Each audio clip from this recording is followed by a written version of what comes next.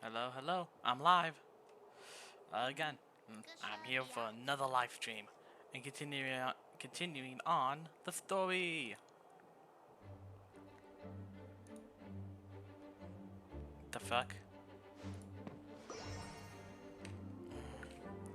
I hate when that happens.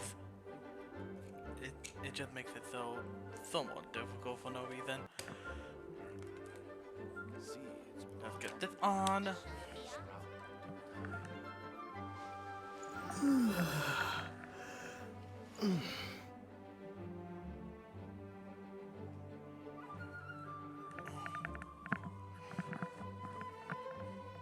Do this. Hello, person. How you doing?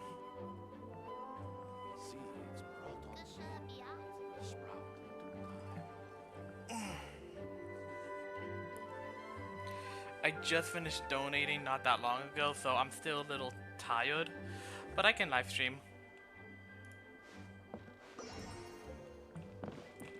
Let's do this. Oh wait, switch to the main.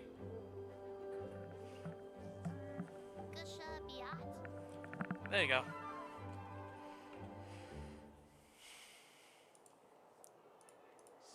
Okay, now let's do this.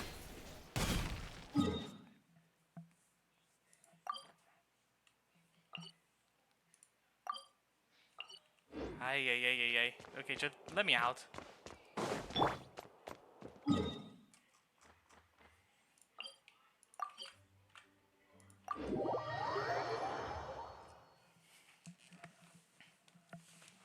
Hello, person. How you doing?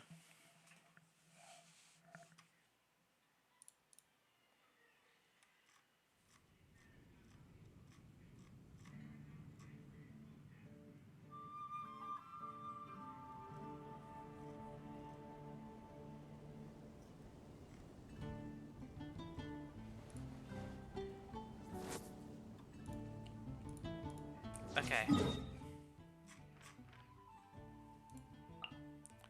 Let's go over here. Now back over here.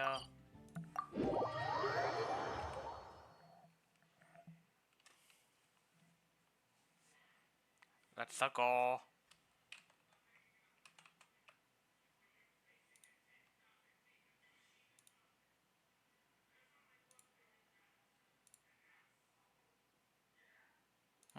It should have went off by now. Carlbot said at everyone. Oh, god dang it. Hey everyone, I'm Liv, come watch me and hang out and enjoy the content. Oh. I fell for that. God dang it. I was bamboozled by my own freaking bot.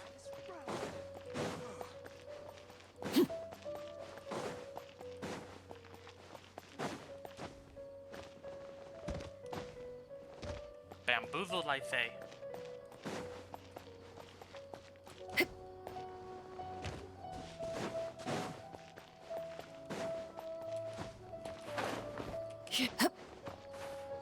Okay, Jesus Christ. Alright, let's go.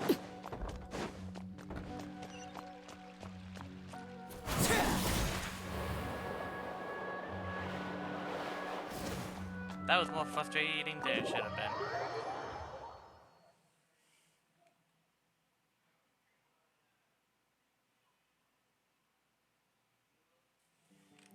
Let's keep going.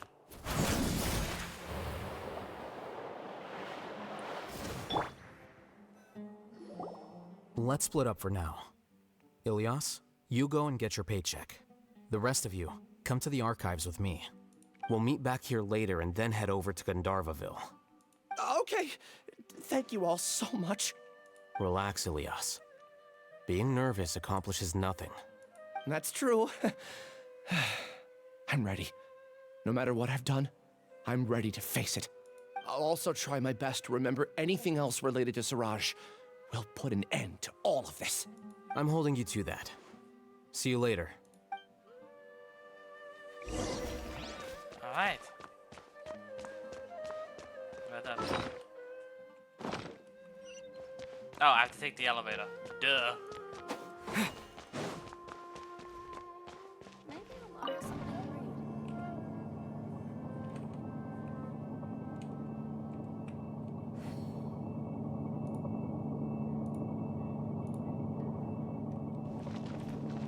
to Jesus Christ, this goes up.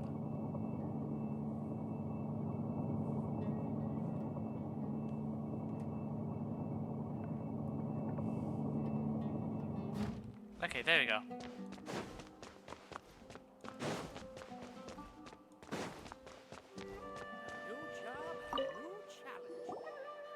Okay. The important files from the last few years should all be here.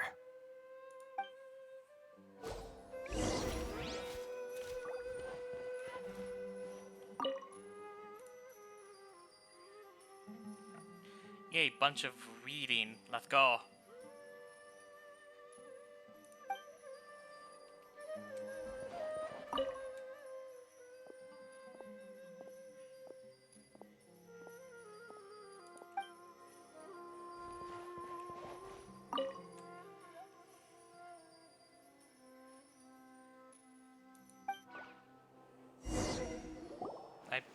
I probably should be reading this. Oh well. What's wrong? Nothing. Anyway, I found Ilyas's file. Let's meet downstairs.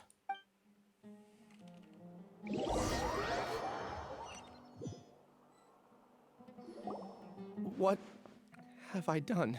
This file indicates that you were once commended by the Academia for your courage and sense of justice. You were considered a hero. Huh? Me? Yes. Your instructor was engaging in academic fraud, and you were the one who reported him. Your report was found to be true after a series of investigations, and your instructor was brought to justice by the Matra. This incident caused quite the commotion, and the Academia sent you a commendation. What is it? Are any memories coming back to you? No, it's just... my head feels like it's being ripped apart again. It hurts. Did I seriously do that? Then why? Let's put this matter aside for now. It isn't directly related to Siraj, so there's no need to push yourself over it. I'm sorry. That should have been something good to hear, but my body is instinctively rejecting it. I feel like I'll black out if I try to remember. Take it slow. Recovering memories is no easy task, especially when it involves memories that you don't want to remember. Oh god. Just do what you think is right. Thank you. I'm not sure how you're so calm and composed all the time, but it does make me feel more confident about the situation I'm in. Let's head to Gandharvaville and deliver Ilyas's paycheck to his sister. Come on! Luckily, we have teleporters. Thank God.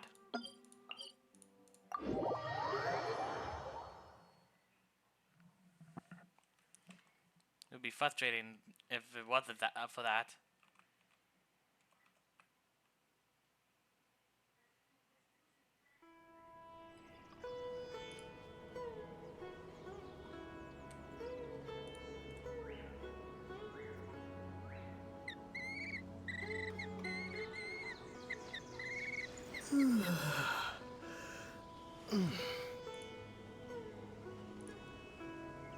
Yeah, my friend is gonna be so confused on why.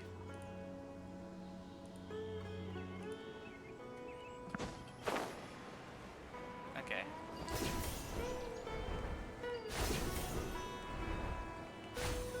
There we go.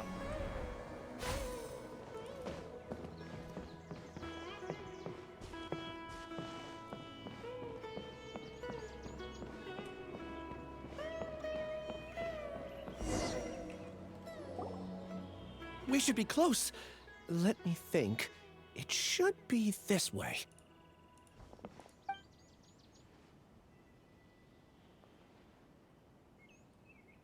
Ilyas, what are you doing back here?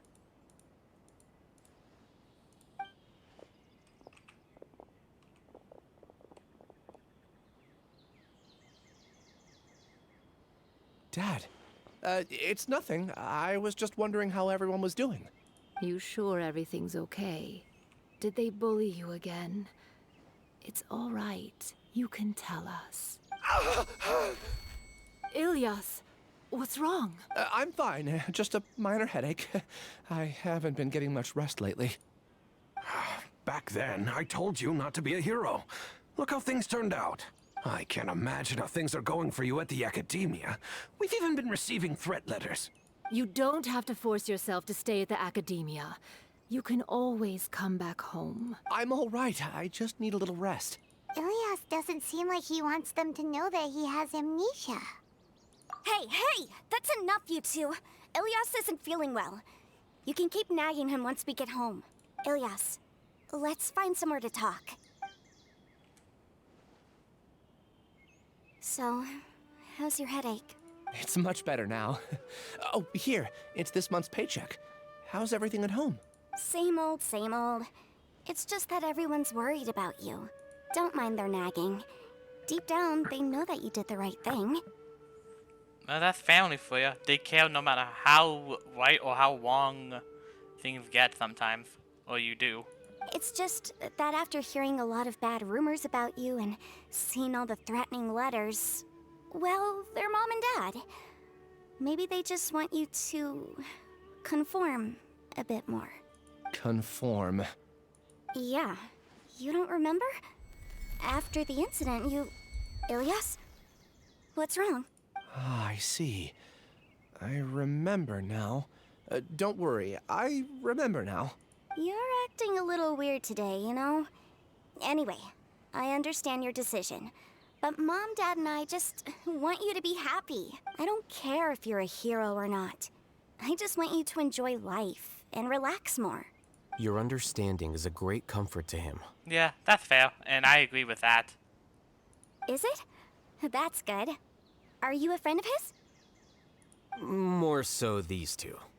My name is Al-Haytham, and this is the Traveler in Paimon. Oh, that rings a bell. At any rate, I feel more at ease knowing that my brother has friends. Would you like to join us for dinner? I just happened to buy some extra food. Sorry, but I still have things I need to take care of. Well, that's a shame. Okay, I'll get going then. Take care of yourself, Ilias. Don't worry. I won't do anything to make you guys worry again. You remember now? Yes, I do. Thanks for that. You know, you don't seem like such a bad person. Is that your way of conveying gratitude? Oh, my apologies. But I meant every word. Remember when I asked at the tavern if we had ever met? I said that there was a sense of familiarity, but what I really meant was a sense of loathing. Loathing? Yeah, but having spent some time with you, I realized that you're not someone I dislike to that extent. Strange, isn't it? Why did I have those thoughts at that time? My strength is that I don't care about what others think. If you could also develop this quality, then you won't be as bothered by complicated social relationships. It'd be great if I could think like you. But first things first. I remember where Siraj's cave is now. I'll take you there. Really? That's great! Paimon remembers that you said there are 2 things that you had to do. We've only checked off 1, right? What about the other one? Are we not gonna do that first? There are more important things at hand. We have to stop Siraj before he completes his collective consciousness, or it'll be too late. You're right. Let's head out. Uh-oh. Uh-oh. I have a bad feeling. For the next interview, I think I'll start with these questions. The rainforest is the best place to live. I got a real bad feeling that either we're already too late, or he did this on purpose. Ilios was a puppet this whole time.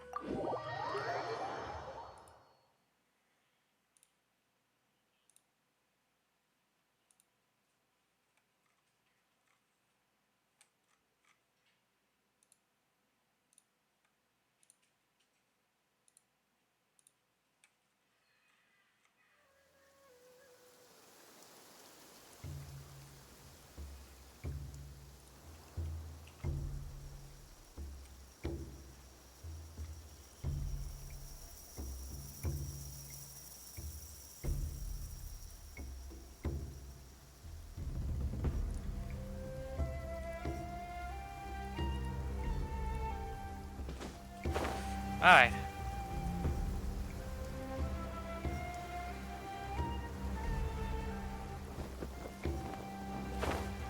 Well, this is a pretty deep part of the rainforest, so this is probably a really good hiding spot.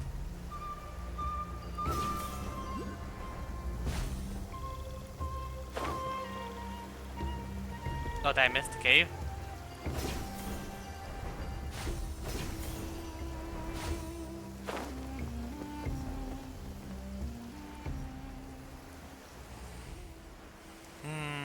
I feel like I missed the cave, not once but twice.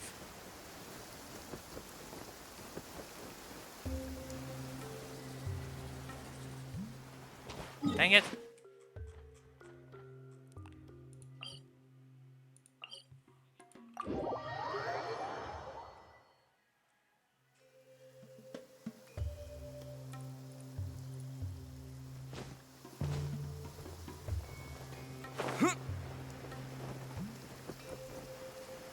Oh, I see, I have to walk on that. Okay, I'm stupid. Oh well.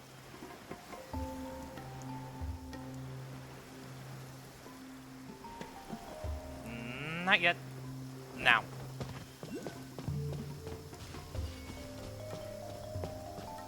What?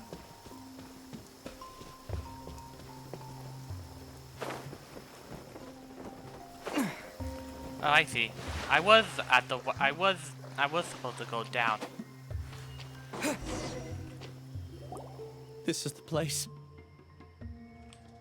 It's so well hidden. But there's nothing spooky about it. Let's go inside and take a look. Alright.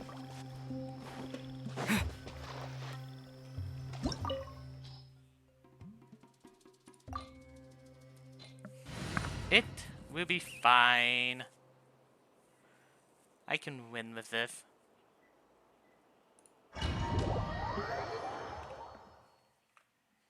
I can do it. If not, I do have at least a fully built razor.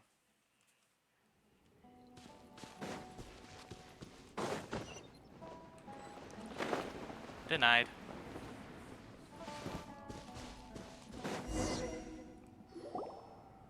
Alright, let's see.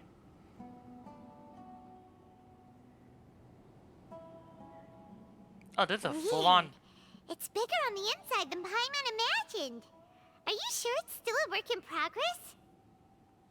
This is a full-on freaking, village. Ilyas, do you remember this place? Huh? Ilyas! Where'd he go? I don't sense him nearby. Did he get separated from us? Should we wait here or turn around and look for him? There's no need for that. Let's keep moving. Alright. We'll continue in and see if he catches up to us. So I was most likely right. He's a sleeper agent or something.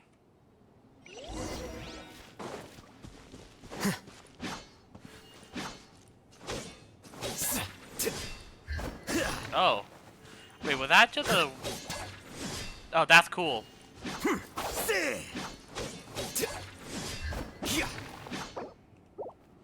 Hold up. Now I want to see shit. Okay.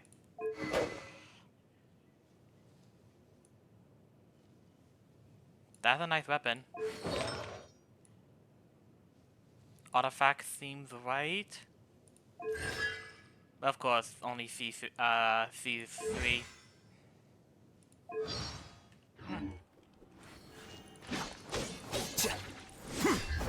Again, that's cool.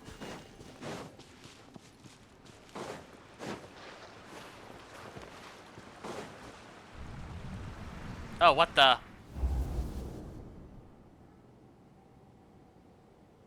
It's okay, Ilyas. You've done more than enough for me already. I don't understand.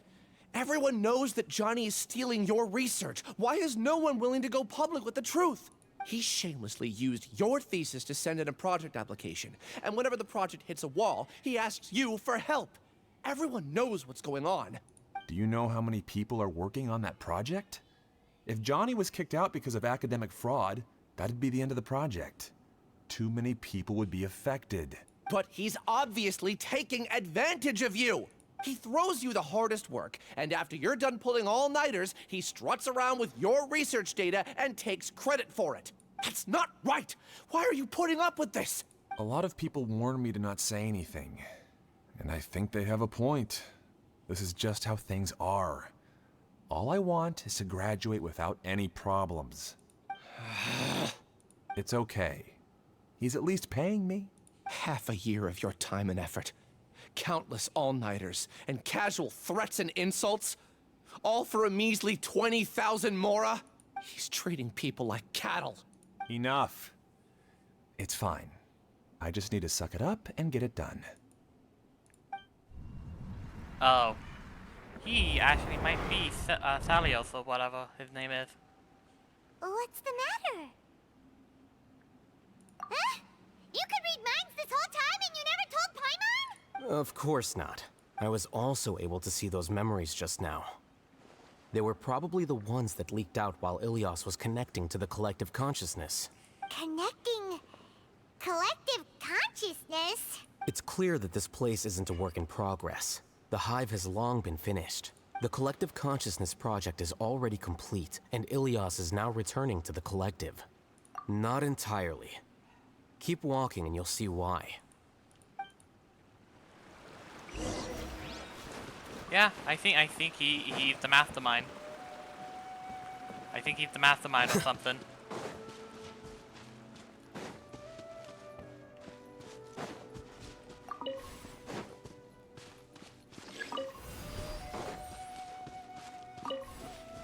Jesus Christ.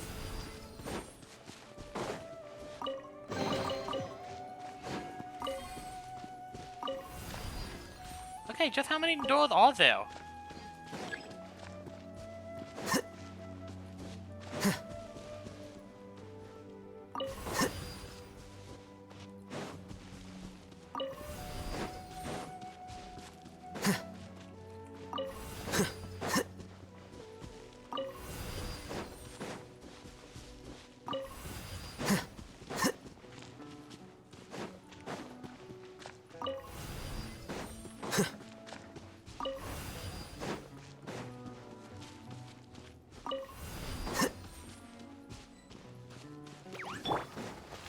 Overruled.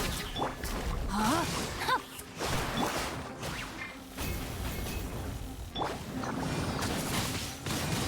Windblade.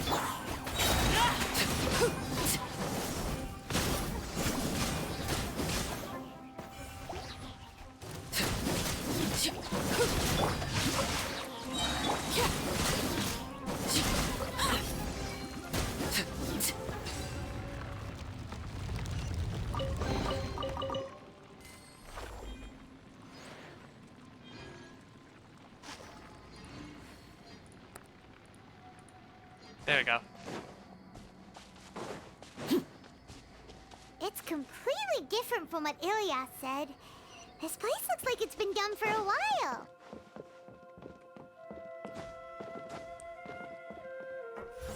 Of course.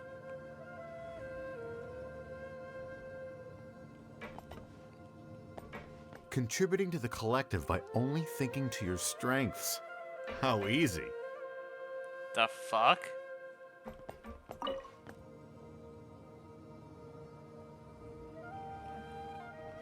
It seems like they're like fully there or conscious or whatever. What I'll is it? hate them. Just thinking of that name fills me with hatred. We must get rid of him.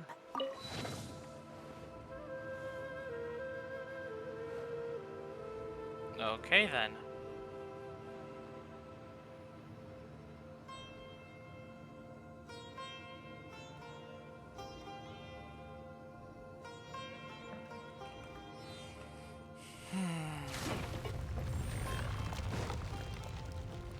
Oh, new memories.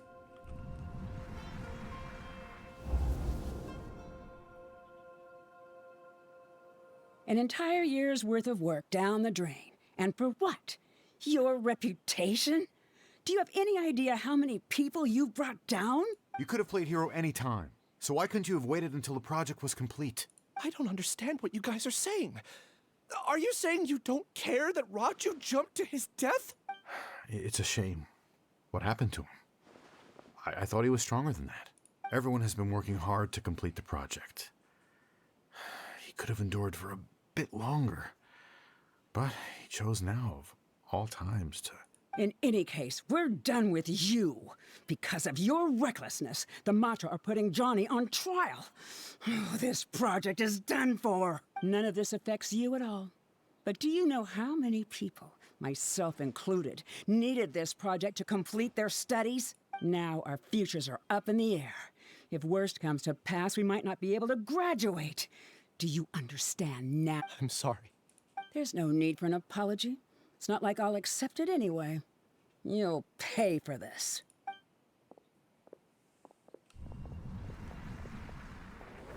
Jesus Christ. Hey, you're blinking out again. What did you see this time? Don't jump to conclusions just yet. Save your words for when we see him.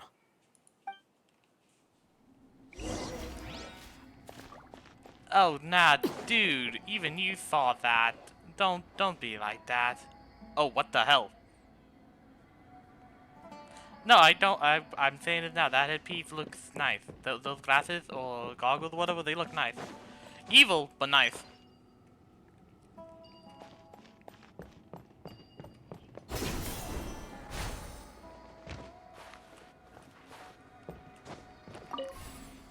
How come the bad guys always get like a lot of the cool stuff sometimes?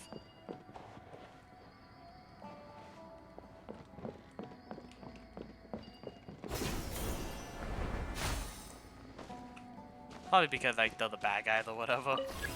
They don't give a shit.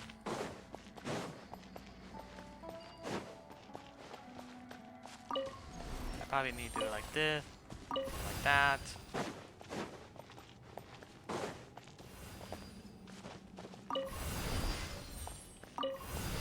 Yep, I was right. Even more memories. Let's go.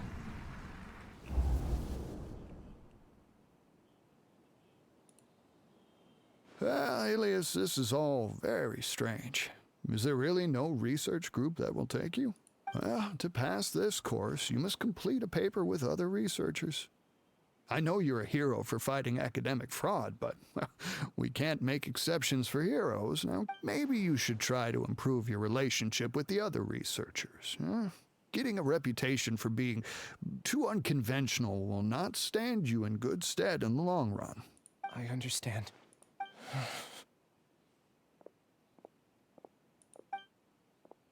You seem troubled.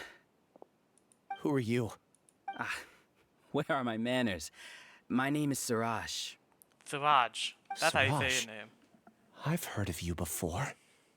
Do you need something from me? The world hates people who don't fit in. I imagine you've had your fair share of trouble. After you reported Johnny for academic fraud, you were ostracized and shunned. Even your family can't understand your actions. However, I'm working on some research that will help you merge into a collective. That way, your life won't be so dolorous. How about it? Wanna have a go?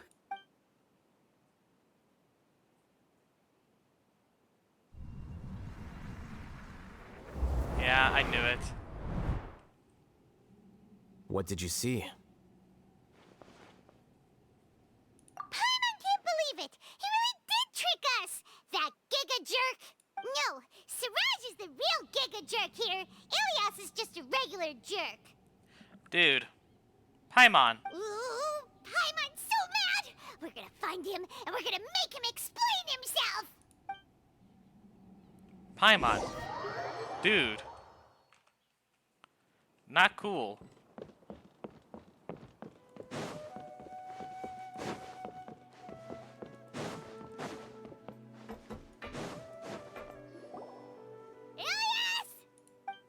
You've come. I intentionally slowed my integration into the collective consciousness because I wanted to see you one last time as Ilias.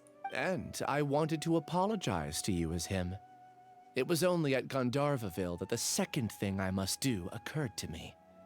Bring you all here to throw off the Matra and bring Alhaitham to the hive. That was my task as Siraj number 36. You were already Siraj number 36? But you passed the Matra's lie detector test! Yes, I truly did forget many things during that time, even my identity and assigned responsibilities. However, it's not that I got scared and forgot. I chose to delete those memories. It's difficult to fool Alhaitham, so I had to create the perfect guise for myself. And the best guise is when you believe your own lies. Correct. I only told you that the hive was incomplete because I had deleted my memories of its completion. It was finished a long time ago. Before I left, I was already living as number 36. Now, I choose to return to that identity. Only here can I be truly free. That's all I wanted to say. After I enter this room, my consciousness will merge back into the collective. And so, this is goodbye. Is this your decision? Yeah, the person we know is Ilyas, not Siraj number 36. The outside world is painful sometimes, but Paimon doesn't think that's a reason to run away. Do you need more time to consider, Ilyas? Hey, who are... That is Siraj. So you're that Giga Jerk! Giga jerk? Huh, how bold of you. Have I done something to offend you? You! I modified Akasha terminals to allow users to share memories and emotions. Then, I recruited researchers from the academia to build a collective consciousness. I assigned numbers to everyone and divided the experiment's tasks amongst themselves. Here, people can live easily and happily without needing to exercise complex mental thought. This is what they have chosen. All I've done is fulfill their wishes. You're just trying to justify yourself! Then I ask you, what's the difference between here and the outside? There are researchers at the academia who engage in dangerous research in extreme environments while others become idle and listless. People are so obsessed with collective will that even those on the fringes will attempt to fit in after suffering setbacks. Isn't that right, Ilyas? There's no need to deny this, as it is fact. It is natural for social creatures to conform, and the terminus of conformity is a collective consciousness through which even an ordinary bee colony can become a powerful swarm.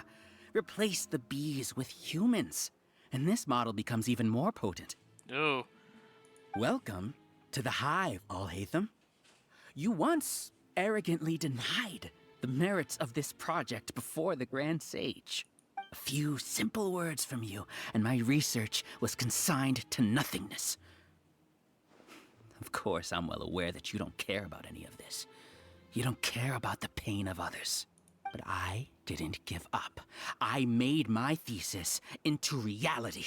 When we arrived, I noticed many empty rooms in the hive. Oh, you noticed that? Then can you guess where their inhabitants are? The answer is the academia. They're executing another phase of the plan. The plan to install me as a sage. The collective consciousness links all of us into a single mind, showcasing our individual strengths as we work together. We are able to execute complex undertakings while instantaneously modifying our strategies in response to unexpected situations. Everything has been proceeding smoothly. You are our biggest obstacle. With you out of the way, I'll use my growing influence to turn the collective consciousness into a legitimate study. The project will snowball until ultimately everyone will be part of my hive. No. The hive will be in control. And it will lead the academia towards a new future. We won't let you do this! What can you achieve with mere words? You weren't even able to change Ilyas's mind. Return to the hive, number 36. Yes. Wait! Don't go back! Look! There are lots of people out there worried about you. And you aren't an outcast. That's easy for you to say, given that you're travelers. Will you two continue to stay at the academia? When you leave, tragedy will repeat itself. Return, number 36. You know as well as I do that comforting words don't make life any easier. Ilias? Why? You two are just as arrogant as all Hatham. You think that everyone should be like you and live according to their own truths. But you don't realize that most people simply want easy lives. I allowed number 36 to leave the hive without his memories only because I knew he would eventually return. This proves that I know more about human nature than you do. Al-Haytham, do say a word or two. I will consider them as your last. I made those words quite clear a year ago. The model you presented was extremely unstable. No amount of garish packaging will change its fragile nature. It can't be helped. If you were clever enough to realize those problems, then you would have been aware that the hive changed when Ilias returned to this collective consciousness of yours. What? What's happening? The collective needs motivation to execute its plans, just as machinery requires energy to operate. That's why you, as the Overmind, synchronized your hatred of me into the collective, prompting them to create and execute a plan to eliminate me. However, when Ilias returned to the collective, his memories and emotions were shared with the rest of its members. This includes his perception of me.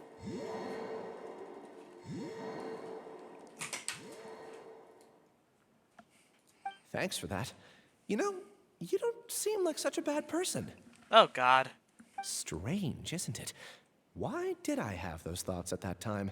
This contradicts the hatred you had provided them, and these two differing emotions will give rise to new conflict. So that's it.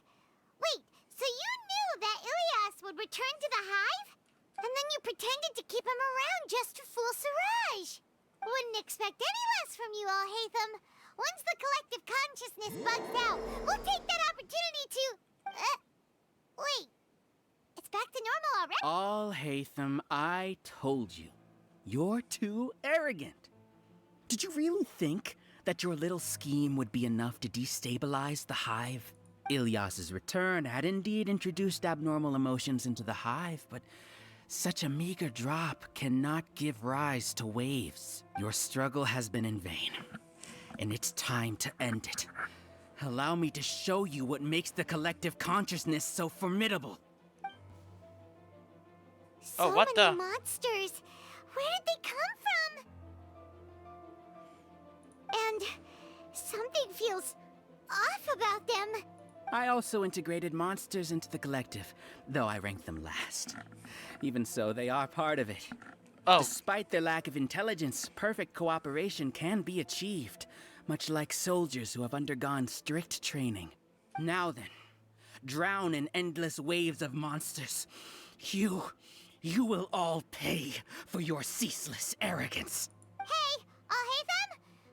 Your plan didn't work, so what do we do now? I've already sent my gift to the collective. It'll take some time for the recipient to receive it. You two just need to brace yourselves for the nuisance in front of us. All right, then. Well, all right. Paimon doesn't know how you get so confident, but we'll hold them off for as long as we can. Let's do this. This will be easy. Rain outlines your fate.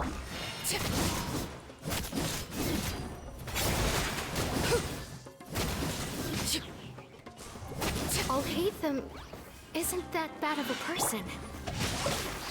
But it has to be done. He must be eliminated so that we can evolve. Overruled.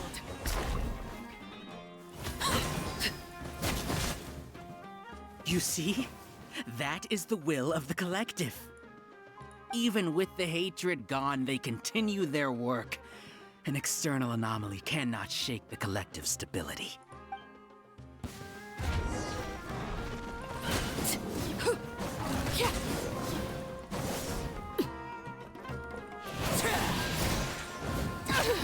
Dang it.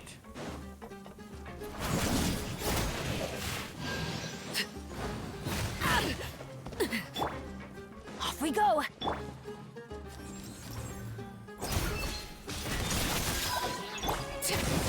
He won't hold out for much longer. He's a lot tougher than we imagined. Something's gone wrong at the Academia. The monster.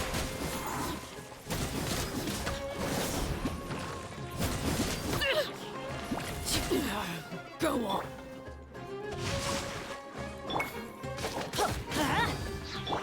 Here you are. What's going on? What's with this sudden influx of information?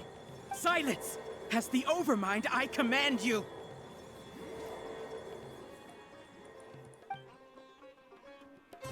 Yep.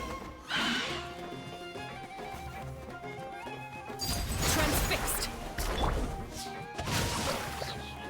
Ring cutter.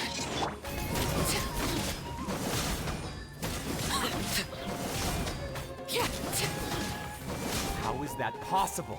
Why hasn't it been resolved yet? Was there an error in our judgment? The will of the collective cannot be wrong. The Overmind must have made an error in his judgments. But Siraj is the most intelligent among us. He is number one. His judgment is the optimal one. Is that true? Not necessarily. Everlasting as the moon! Laid bare.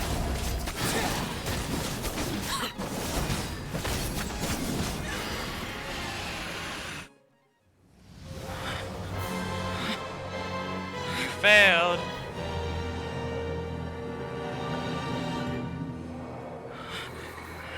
You definitely failed, dude. What have you done? Calm down. Don't you have an easy way to figure this out? You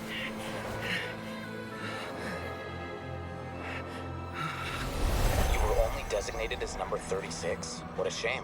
From what I can see, your talents merit a smaller number. Putting aside the validity of the data, it is meaningless to judge individuals based solely on their jnana energy. What you said to Ilias has now become a memory shared by all members of the Hive. I see it now! You've channeled and amplified their selfish desires! You're trying to destroy my hive from the inside out! Human minds are not infinitely pliable, and your hive has stretched many of them to their limit. Once your authority as Overmind starts to wane, it won't be long before your subjects snap back. Is it worth living here like a machine? Being a tool for the rest of my life? As soon as one person begins to have these thoughts, selfishness, doubt, and fear will propagate, thanks to the web of consciousness that you built. At this stage, your so-called hive has already fallen. It's not over yet. I am the Overmind! There has to be a way!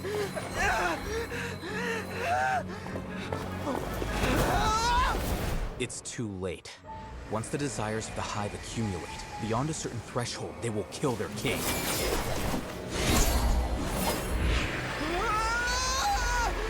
wouldn't have suffered such a disgraceful defeat if I was the Overmind. My number shouldn't be so far down in the list! Siraj is alive! This isn't what we agreed to! I should be the one in your position!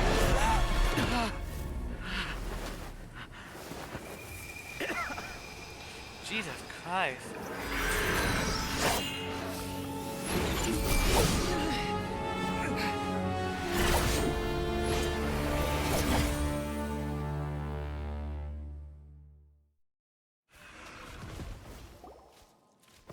The hive shut down? What happened just now? Members of a collective consciousness are more likely to reach a consensus because of their shared memories and emotions. Yep, that sounds about right. For example, Ilias did have differing perceptions, but he ultimately followed the collective consciousness's judgment. However, this system is far from perfect. Based on this logic, the collective consciousness will generate an intractable diffusion effect upon encountering negative emotions. The disturbance that Ilias caused wasn't for naught. It made the collective question the Overmind. Setbacks in the plan further amplified doubt, which diminishes the Overmind's influence. This inevitably causes the collective to generate negative emotions. Apprehension, disappointment, panic, avarice. These negative emotions can be very well hidden, as humans generally do not share completely transparent channels of communication. But in the hive, where there are no secrets, negativity can spread like a tidal wave. Of course, what I said to Ilias was the trigger for all of this. A few words were enough. Believe in the power of words, Siraj. You were already thinking of a way to destroy the collective consciousness. Even back then, you knew that Ilias was the bait all along? But how did you know? Since when? I knew it from the moment I saw him. Moreover, I never looked down on you. My opinion of you has always been objective. You have a naive view towards the concepts of collective consciousness and human evolution, but you are intelligent and disciplined. You would never let a test subject escape. Mistakes like that are beneath you, and you also won't leave any mistake without a resolution. I never thought I'd hear those words come from you. But if you're saying that out of sympathy, spare me. I know very well that you've never viewed me as an equal. When you were with us, you always had a distant look in your eyes. You don't need to hide it. I know it better than anyone else. The arrogance that comes with being a genius. Nobody likes being treated like that. Your perspective is entirely born from your habitual way of looking at things. From your perspective, you probably think I'm like you, someone who doesn't fit in. However, I've never placed myself on a pedestal. I just want to distance myself from meaningless noise and look at everything objectively. On the other hand, you have failed to come to terms with who you truly are. You care too much about winning and how others perceive you. You mean to say that I'm the arrogant one here? Is that not so? Arrogant and emotionally fragile. You view people as a simple, mediocre collective, while you regard me as one of your kind. Regardless, I have lost. You can take me back to the academia to stand trial. You will stand trial, yes. But arresting people isn't in my job description. I'm just an ordinary staff member. I believe it is the General Mahamatra's duty to escort you away. Hello, Sino. Sino? What are you doing here? I followed the symbols. Looks like things have already been settled.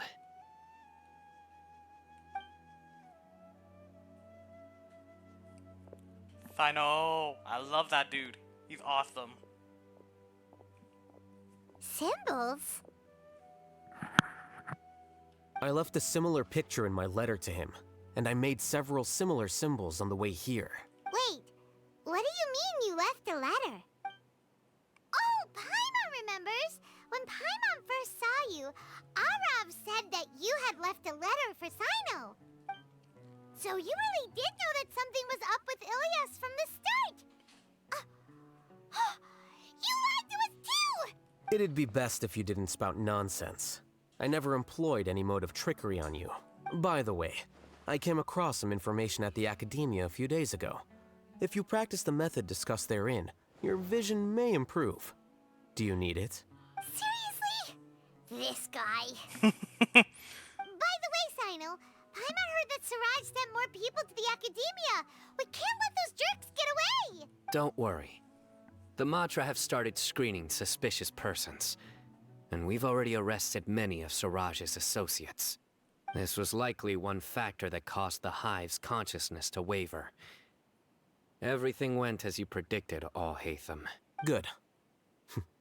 Seems like the interesting part is already over. I'll leave the arrests to you all. See you. And off he goes. There still are a lot of test subjects here, so let's stick around for a while.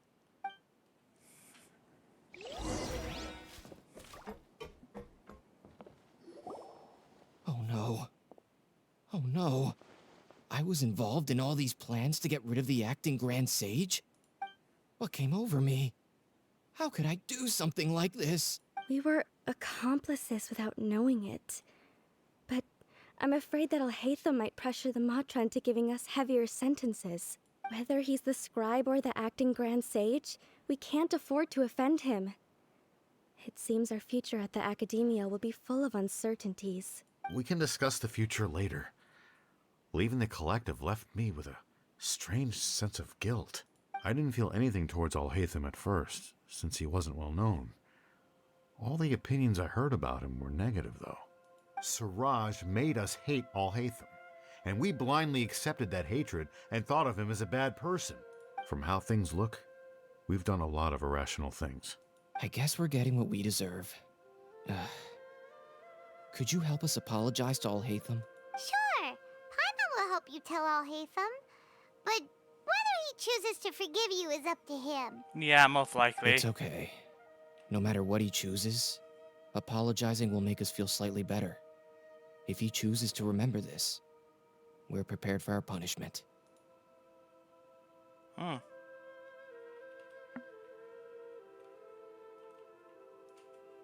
It's time to go.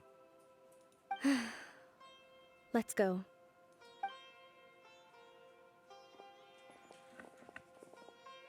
So, were they all duped? We can ask Alhaitham about that later.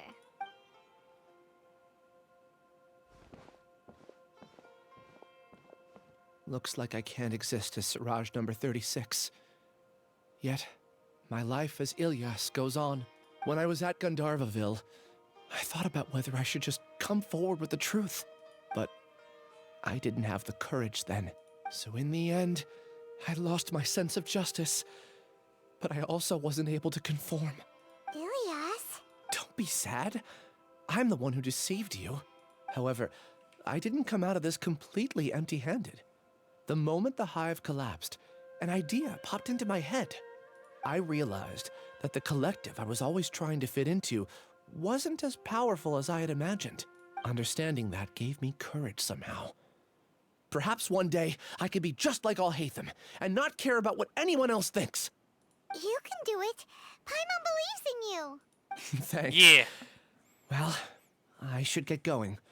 I'm one of the primary suspects in the case, so I'll have to receive my due punishment. Can you keep this a secret from my parents and my sister? I just don't want them to worry. Also, please apologize to Alhaitham for me. Goodbye, you two.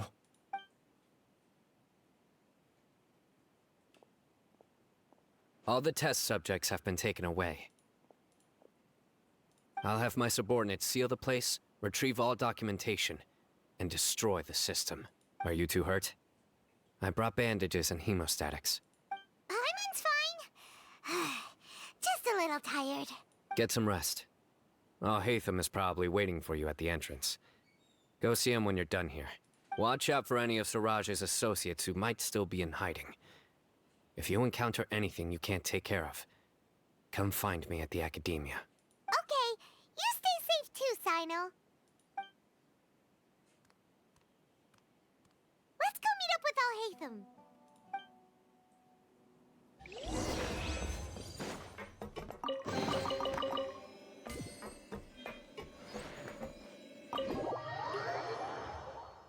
God fucking... I hate that.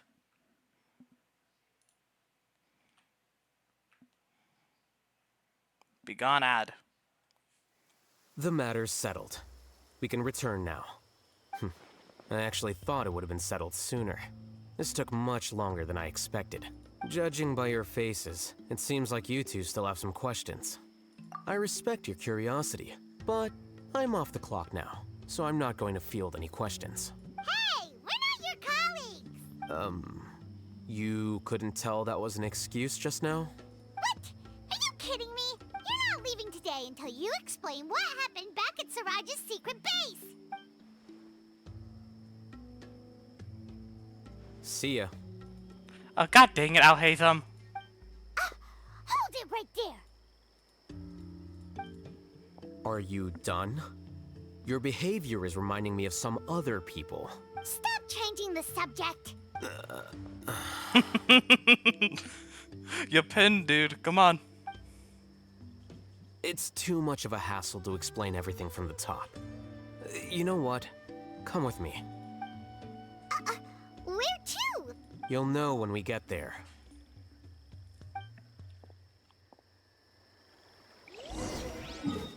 Alright, let's go.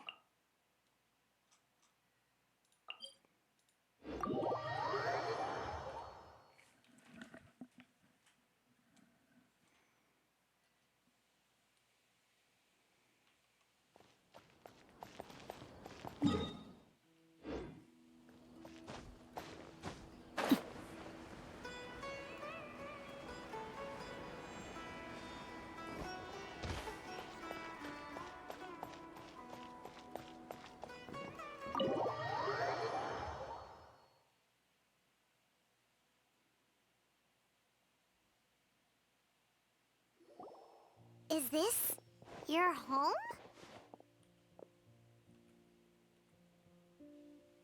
Yes. What's with you all of a sudden? Being all polite and inviting us over? Ah, there he is. Ah, you're back. Quick, come help me see if this painting's all straightened. Huh? Who are they? Stop making a fuss. They're obviously guests. You're not from the academia, are you? I'm unsure she's seen you before. You're the person from that time in— Wait, what? How do you know me? Oh no, do people know that I live here? What? You're embarrassed only now of all times? Oh, you guys are roommates! Yes, we are, but keep that to yourselves. Please, don't tell anyone else. I keep a few books on collectives and the subconscious here at home. I'll get them. You all chat in the meantime. Hey! Hey! You're leaving just like that? What's the deal, Alhaitham?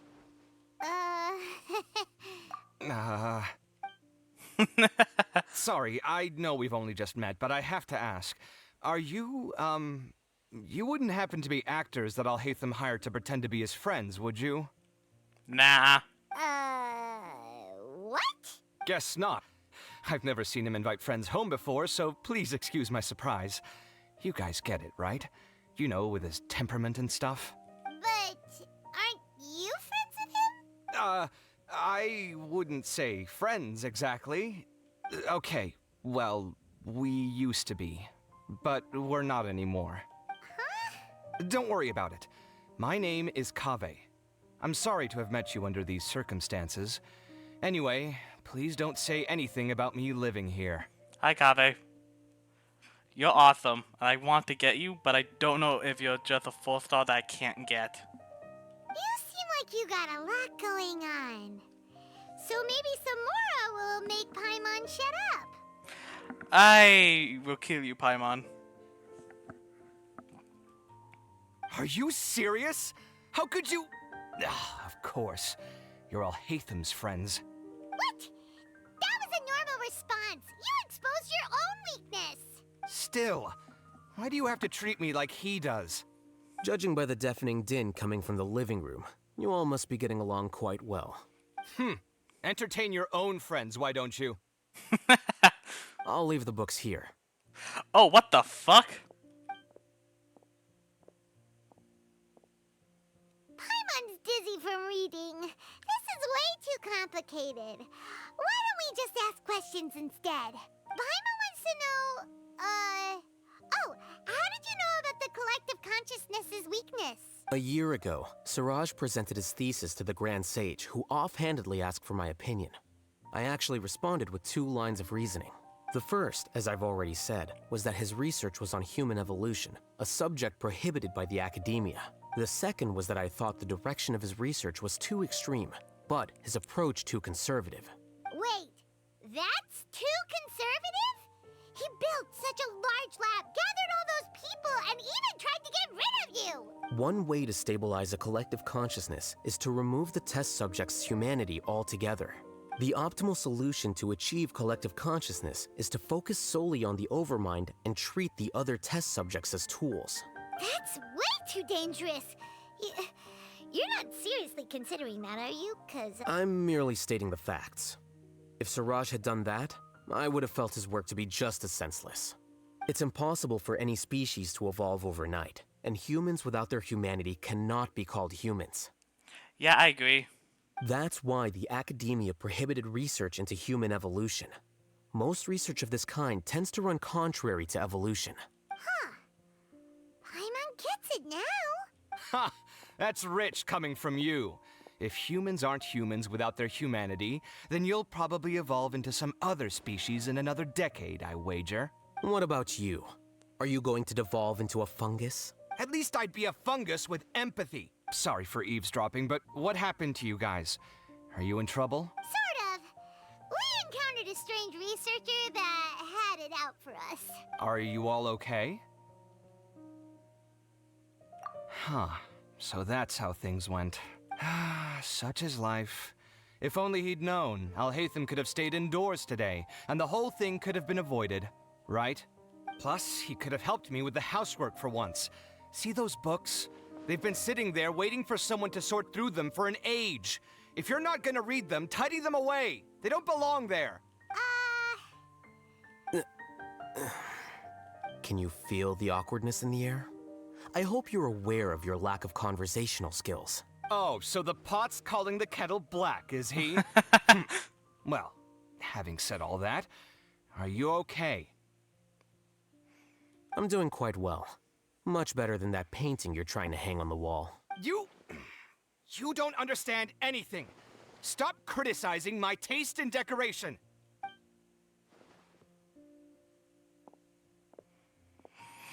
They are definitely friends, but he doesn't want to admit it. Paimon can't tell which of them is more problematic.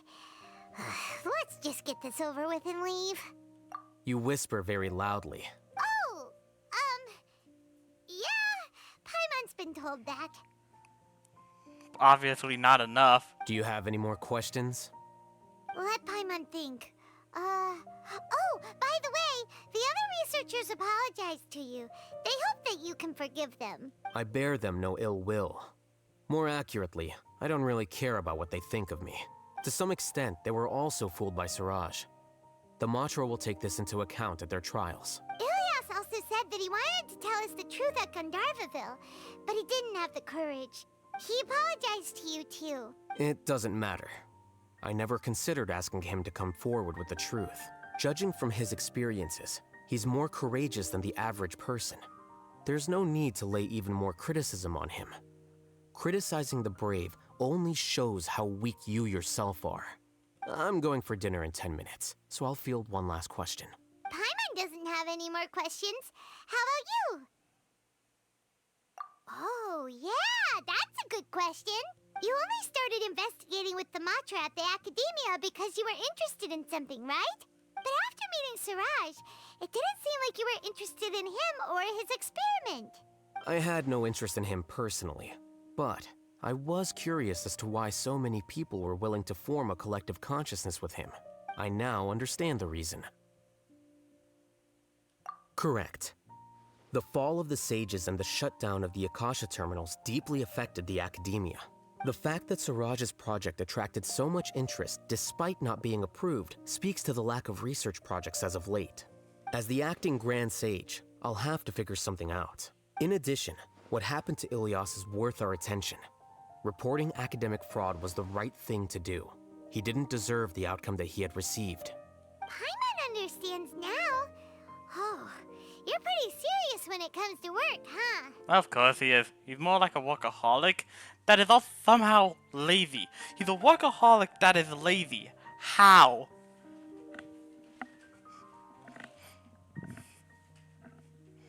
Well, somewhat lazy.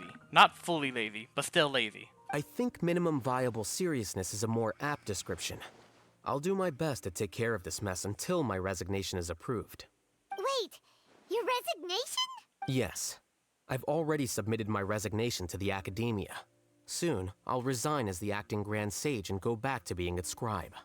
I don't think Siraj knew about that. If he had waited just a few more days before acting, I would have already resigned. What he'd do then wouldn't have been any concern of mine. However, even without my input, his unstable model would have collapsed for some other reason, so it makes no difference. But why do you want to resign? I'm not suited to be a sage, nor do I want to be one. The official process to select the new sages is already underway, but this process is long and takes far too much time. If I serve as acting Grand Sage for too long, the position might become permanent. That would be troublesome. This job isn't something I want to spend the rest of my life doing.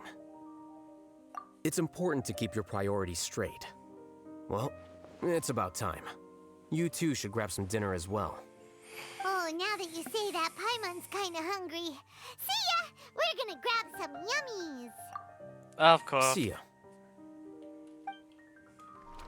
Yummy. I'm not really that surprised.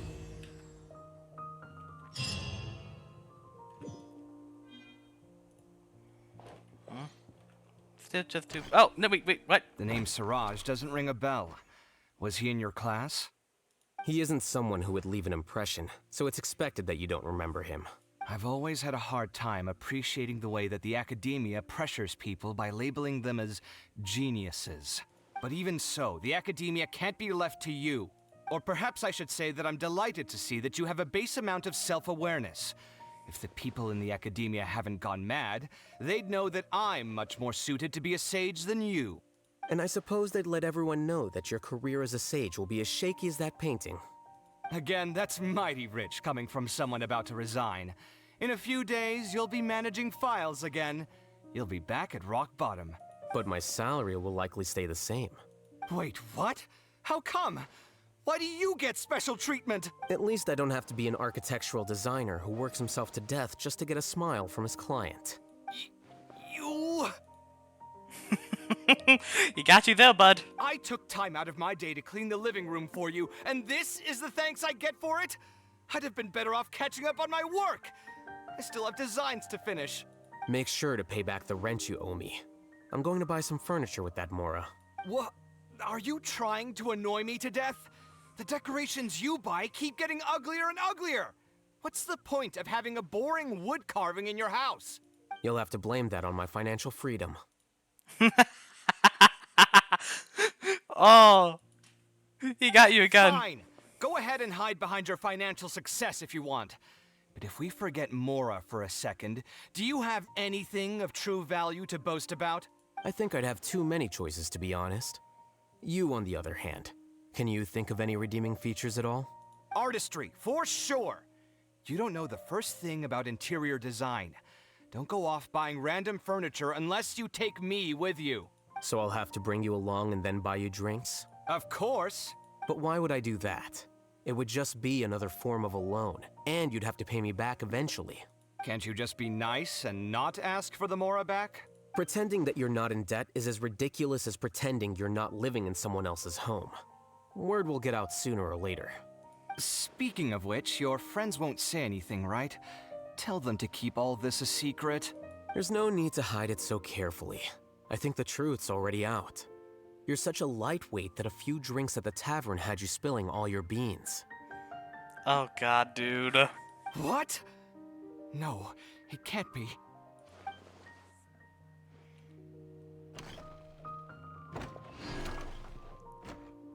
Oh, that was great. that was fun to watch.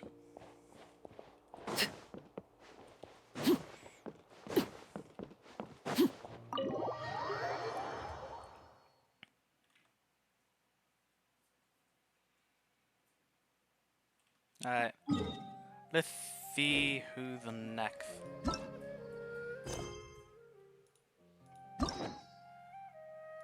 Oh, Dia.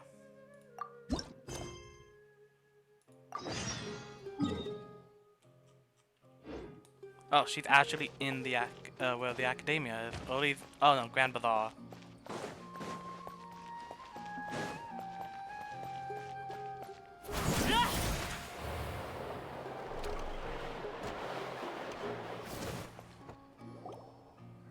Paimon's trying to remember. What else did we put on our shopping list? Oh, what a mouth-watering smell. Paimon would know the aroma of biryani anywhere. Let's go get some. We can still add it to the list. Paimon, no. Well, if it isn't the Traveler and Paimon. Wasn't expecting to see you here. Hello there. Oh, it's been quite a while. Huh. So you two are still hanging out together. Dia, didn't you say last time that you were gonna head back to the desert? I said I was going to resign from being her bodyguard, not that our friendship was over. We're still the best of friends. The Homayanis also still post jobs from time to time. Their pay is always generous, so me and the other mercs never pass them up.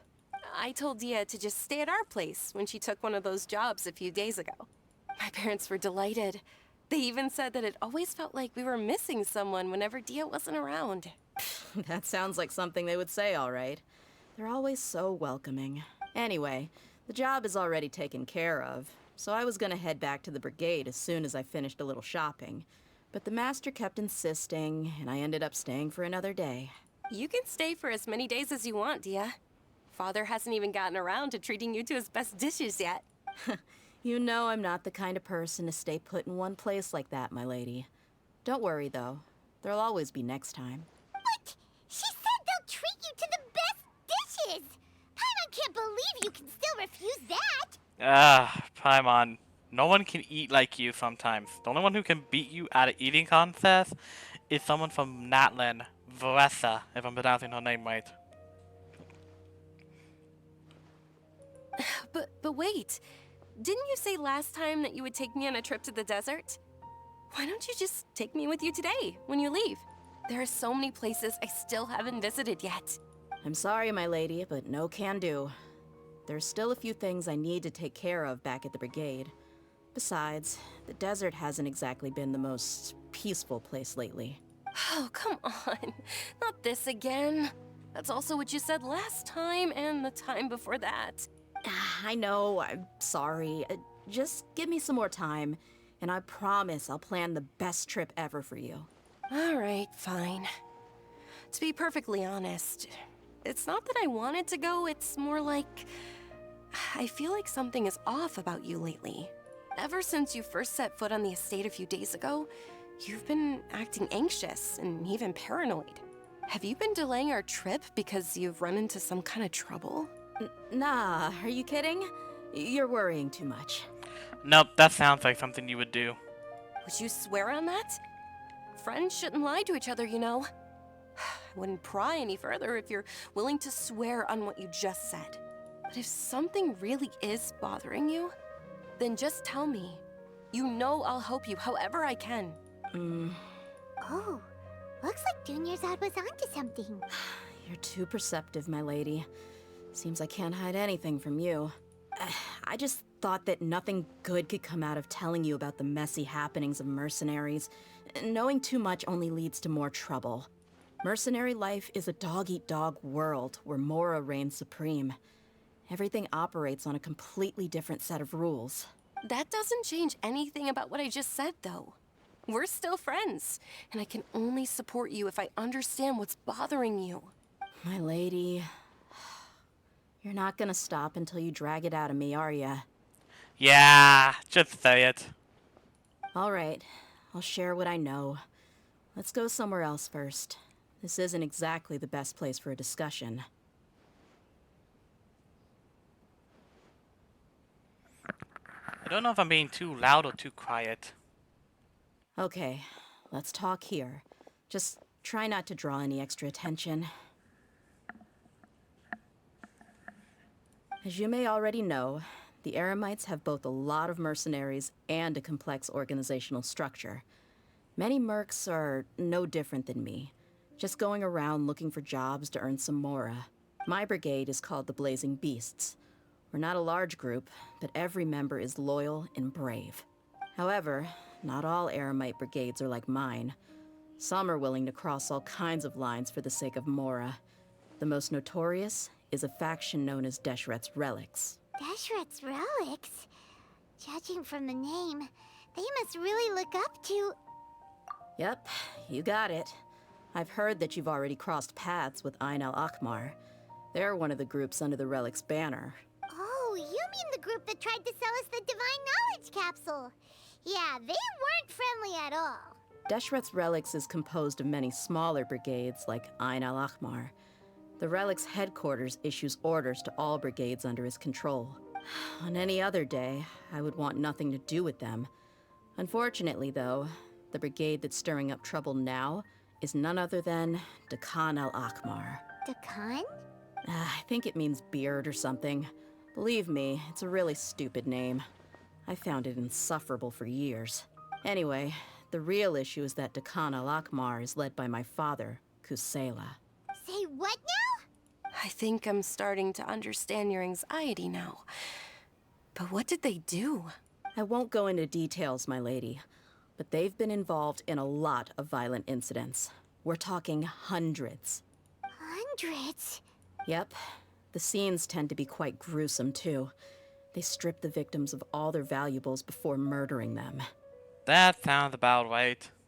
Not only have they targeted merchant caravans and ordinary citizens, but other mercenary brigades as well. That's beyond terrible. They won't even spare their own kind. I don't know how Deshret's relic sees it. All I do know is that Dakan al-Akmar has become more and more aggressive over the last few years. If I don't do something about them, then even my brigade or the people of Aru village could become their next target. I just wish I knew what's driven him to do this. Yeah. How can your father do such terrible things? I don't know. People change. He's always been pretty pathetic. But at least in the past, there were still a few lines that he wouldn't cross. That's setting the bar pretty low. I mean, if he was even remotely decent, then why would I have to leave the brigade and cut all ties with him? He was loud and foolish, with no real sense of purpose. Instead of doing anything useful, he spent most of his time drinking and chasing after women. Of course, the other brigade members were just like him. Their ruckus would go on night after night. Sounds like a nightmare. What about your mother? Did she ever step in to stop them? Unfortunately, I never knew my mother. Oh no. I have a bad feeling about that. Uh-oh. It's all right, my lady. That's pretty common in mercenary circles. Didn't I mention that my father was chasing after women? I was the result of one of those encounters with some random person. He told me that he wasn't sure who my mother was. And in any case, she never came to see me. He'd say, "You'll be fine as long as you remember to stick with Dad." But even then, he left most of the parenting to the brigade. The one thing I do remember is that he used to tell me stories. But the problem was that he had terrible taste. He only knew a few stories, and even those tended to be pretty stale. They were tales of desert warriors defeating dragons in the forest, or stories of mercenaries rescuing princesses from rebel armies. Sounds like your typical fairy tales. More or less, yeah. They were interesting maybe the first or second time around, but after about 20 repeats, they started to get a little dull. He seemed to think those stories were the best things ever, though. He was so into them that he'd call the whole brigade over and make them perform the whole thing as a play. Even the toys he gave me would all be story props. I'd get helmets, shields, and toy swords. It was only much later when I realized that the shows were more for him than they ever were for me. What an interesting guy. Yeah, I've always found him pretty childish, but that was something I could just shrug off. I had no reason to despise him, until I grew up and learned the true face of Deshret's relics for myself. Looting, blackmail, violence, and fraud. They not only accepted such heinous acts, they would even openly boast about them. No one in the brigade was any kind of hero. Instead, my father and his cronies were more like the bad guys that needed to be taken down. Yeah, sounds about right. Did they really think that as long as they didn't do any of that stuff right in front of me, I would never know? I think I can understand your feelings. The difference between perception and reality must have hit hard. Yeah, but don't worry, my lady. It's all water under the bridge to me now. I had a huge argument with my father and left that place behind for good. I'm not investigating them due to any bitter feelings I still have towards my father. I just want to protect those that are close to me. Yeah, I told the boys to gather as much information as they could. Most of the reports concern violent incidents, but there's also some talk of smuggling. I see. But isn't this investigation incredibly dangerous? It is, but every mercenary lives life on the edge. It's a lifestyle that I enjoy. That may be true, but it'll be impossible for those who care about you not to worry. Well, now you get why I didn't want to share any of this with you. Yeah, that's understandable. What should we do? They both have valid concerns. Huh? But there's no need for you to get caught up in this mess, too. Well, he's super tough, so if he went into the desert with you, then Paimon bets the problem will be solved in no time. Oh, yeah, no, definitely, most likely. I'm inclined to agree.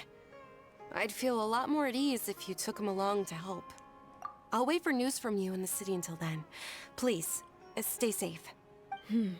I'm honored that you care so much for me, my lady. Oh, wrong button. All right, then let's get moving. Our first stop will be Caravan Rebot, where we can catch up a bit with my fellow mercs. Lion Blood. I like that name.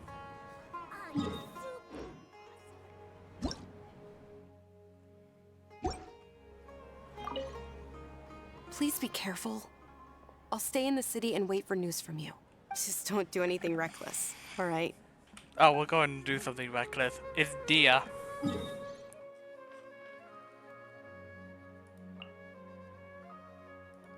Dia. God damn it.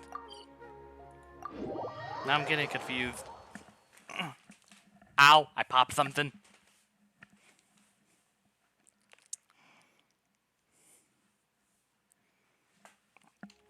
Alright. Let's go.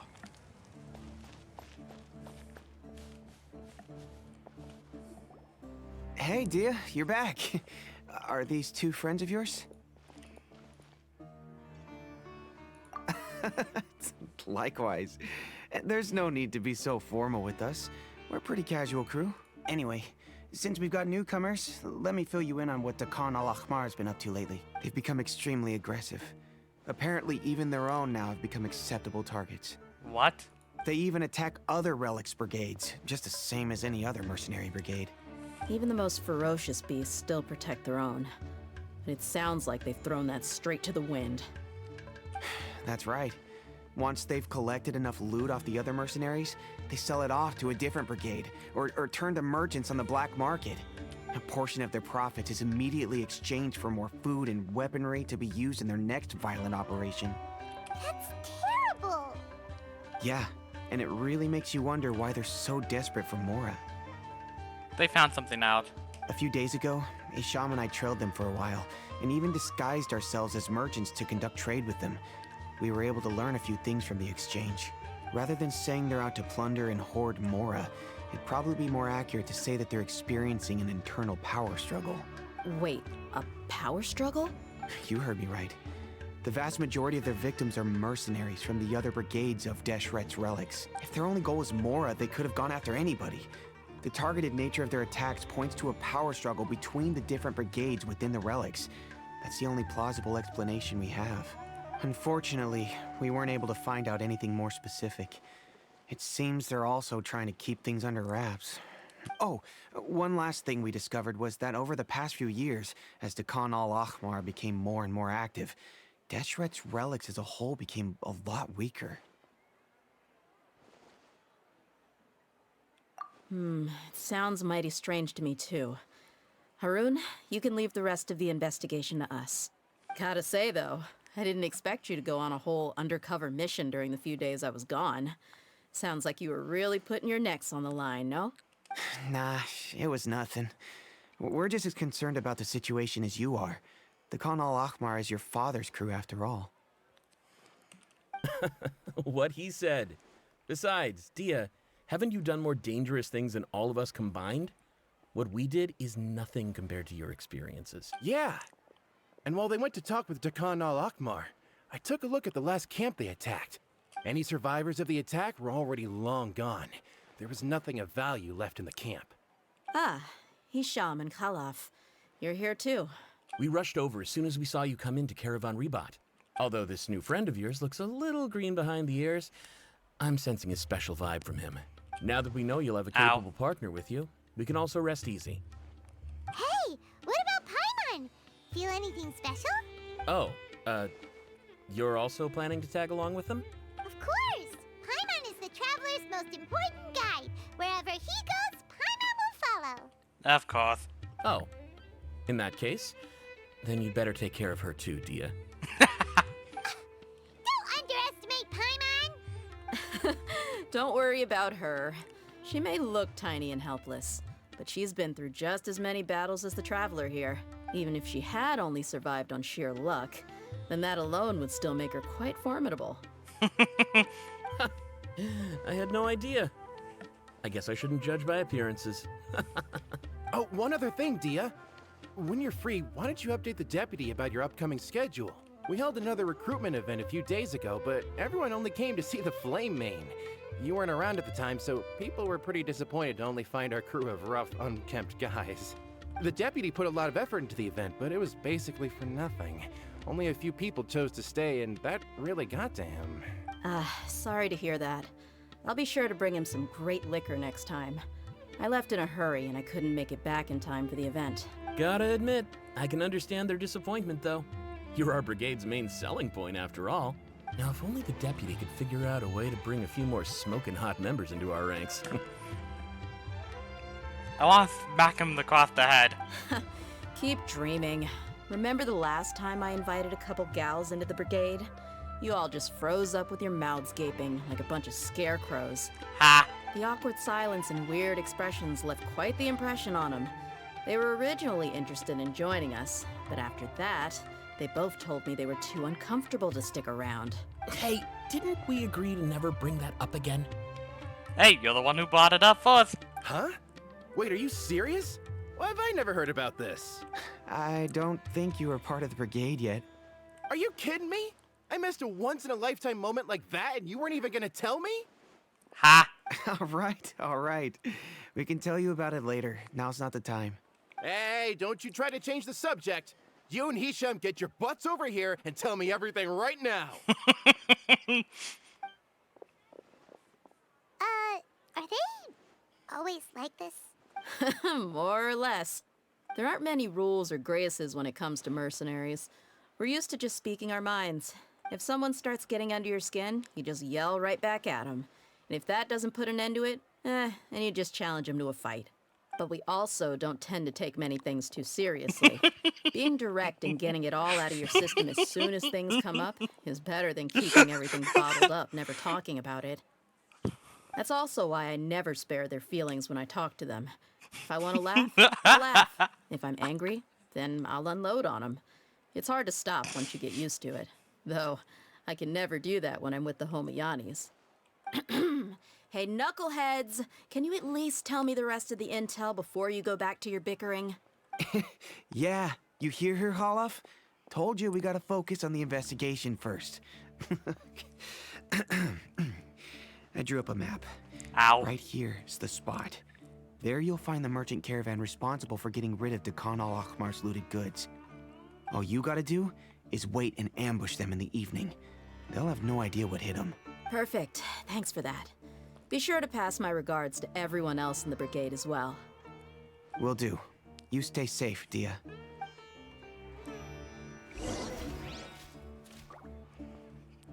Come on. I want to heal more too. Now, like I said, the two ladies Dia brought with her were also like super mercs. I'm talking same level as Flame Main here. Oh, you should have seen it. The aura of the two of them when they were standing together, it was incredible. I was just at a loss for words, that's all. Oh, so pathetic. Hey! Shut up!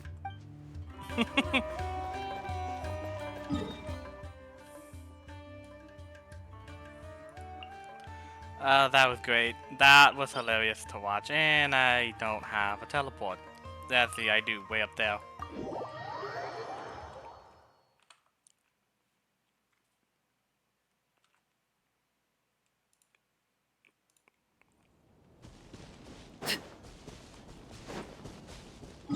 But do I go over here?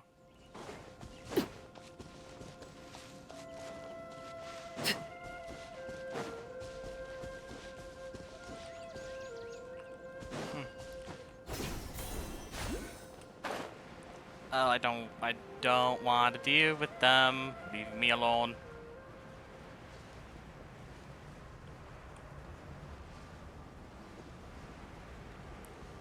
Denied.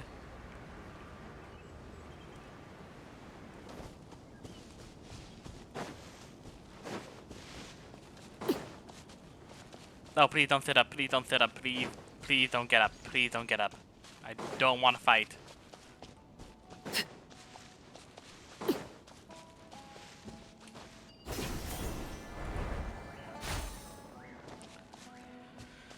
Oh, thank God. I did not want to fight. This should be the place. Let's find a spot to hide and bide our time.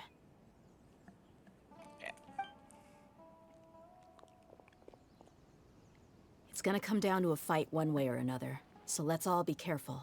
No need to worry. He knows his way around a fight. I'm not worried about that. What I meant is that we probably shouldn't go too hard on the enemy. After all, we still need to get information out of him. Yeah.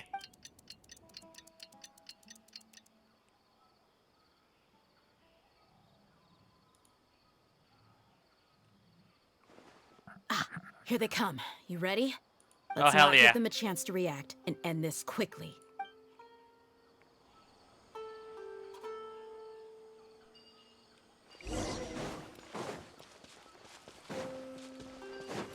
That's close enough. Let's get it on! Transfer... Body and... Let's light it up!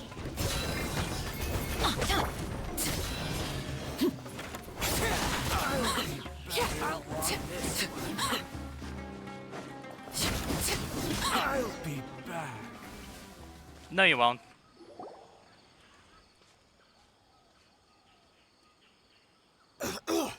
Huh? You're... the Flame Mane. Good. That saves me an introduction. All right, time for a little talk. Are you buddies with Dakana Lakmar now? Tell me, what are they after? You know the code of being a mercenary just like everyone else. The first rule is to never divulge key information about our employer. What makes you think I'd talk? That might have worked on an amateur, but I know you're just looking to protect your reputation. Think about it, though. What's your reputation worth if you won't have the other tools you need to succeed in this line of work? Tools like, I don't know, your limbs or eyes? You've got 5 seconds. You might want to think twice about how much your employer's information is worth to you. Whoa! I'm not joking around. We can do this the easy way or the painful way. 2 seconds. I'll save you the trouble. Oh, what the? Huh? Are you crazy? He tried to bite off his own tongue. Quick, search the area for any first aid supplies. I definitely didn't expect him to go that far. Thankfully, the wound wasn't too deep, and he just passed out from the pain. But why would he be so extreme? I just wanted to test his mettle. You can get a lot of mercenaries to talk just by threatening them. I didn't expect him to be willing to go through so much pain just to deny us some intel. Well, he's out cold for now. We could wait for him to wake up, but maybe it's not a good idea to interrogate him any further. What should we do? Yeah, don't worry about it. It'll be a waste of time to interrogate him again after that. He might just hurt himself again if we start asking. There are lots of goods around here. Let's search the area. Maybe we'll be able to find something. I'm really sorry. At least she's kind about it.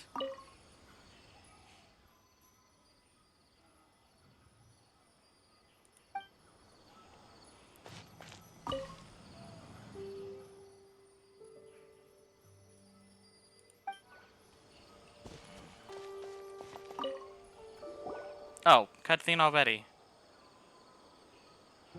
We found a piece of paper with a bunch of names on it. Let me take a look. If this really is a merchant caravan, they should have a record of their transactions. Yep. I see an entry for Dakana Lakmar right here.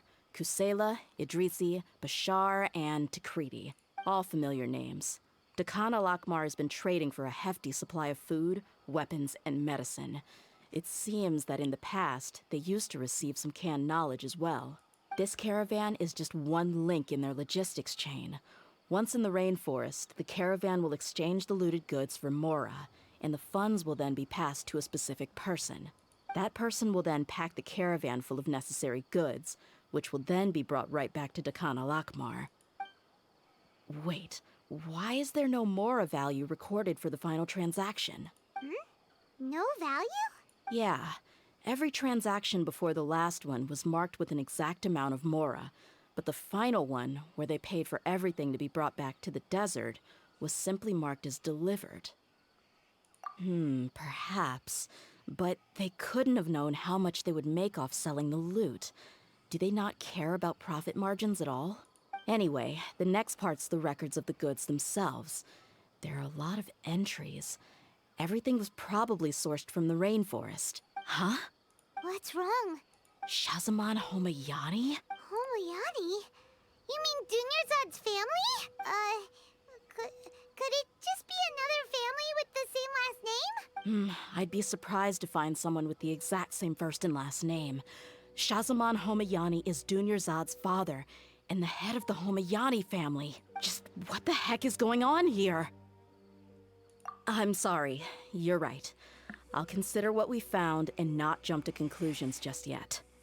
But what this piece of paper confirms is that the Homayani family has been providing goods to Dakan al-Akmar. What if the Homayanis have been kept in the dark and don't know they've been trading with Dakan al-Akmar? That's a possibility, but if that was the case, why is this caravan specifically named Shazamon as their person of contact? They could have just as easily bought goods such as food and medicine directly from Caravan Ribat or Port Ormos. Yeah, funding violence and looting. The brigade gets the goods, and he is paid the proceeds from the sale of the loot. But why would he do something like this? It's not like the Homayanis are in need of money. I honestly have no idea. I've been to their estate many times, and I've never noticed anything suspicious. The only potentially large expenditure I could think of would be the treatment costs for Dunyarzad's Elazar. Maybe they borrowed a lot of Mora in the past, but that's still just a speculation. I don't think the Master would stoop so low to make Mora. You're probably right. I know my lady's personality, and she wouldn't deliberately keep something like this from us.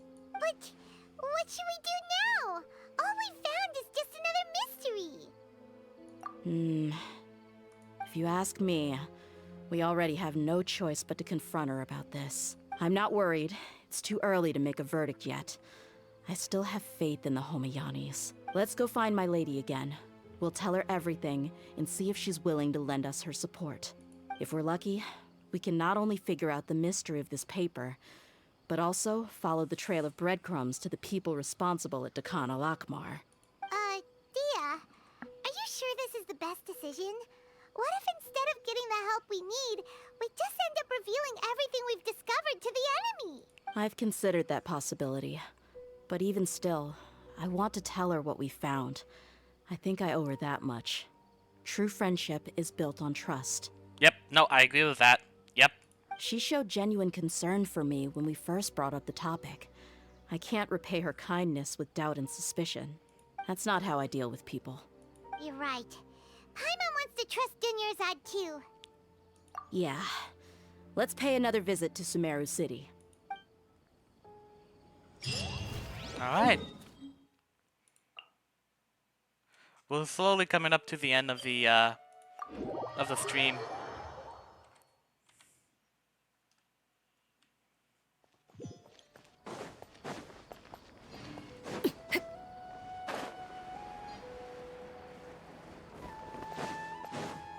But I'm really enjoying the story quests so far. You get so much new information.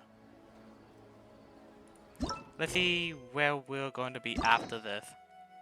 Oh, Baiju! And then after that we can do this quest.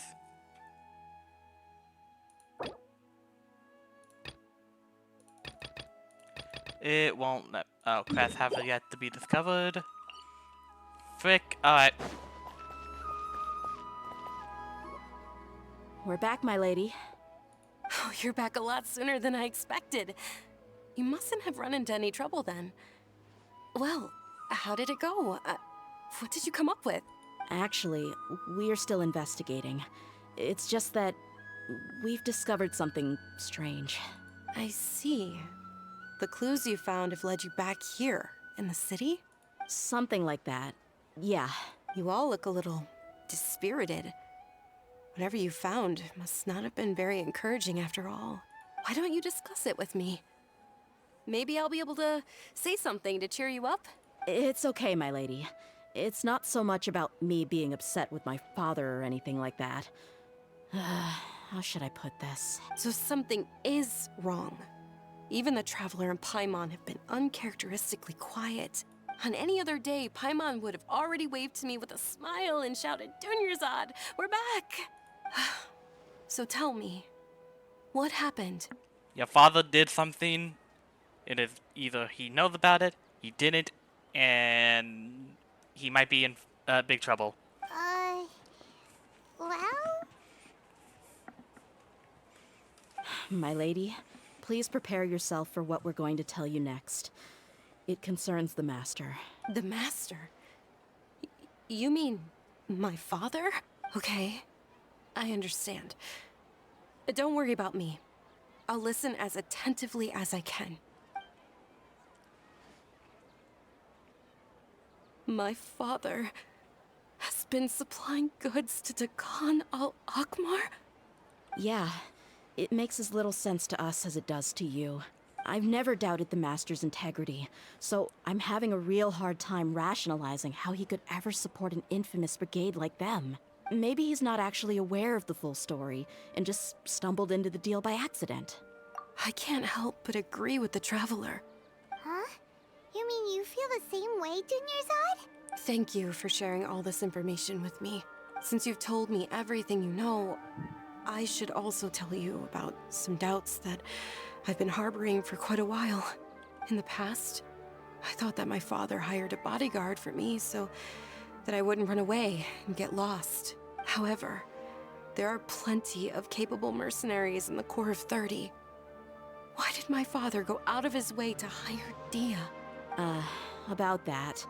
Well, the Homiyanis really needed bodyguards, so they reached out to the Blazing Beasts. Later, the Master told me that I was one of the best mercenaries he'd ever seen, and that I should stick around to become one of his bodyguards. He offered me a pile of mora, so I just signed on.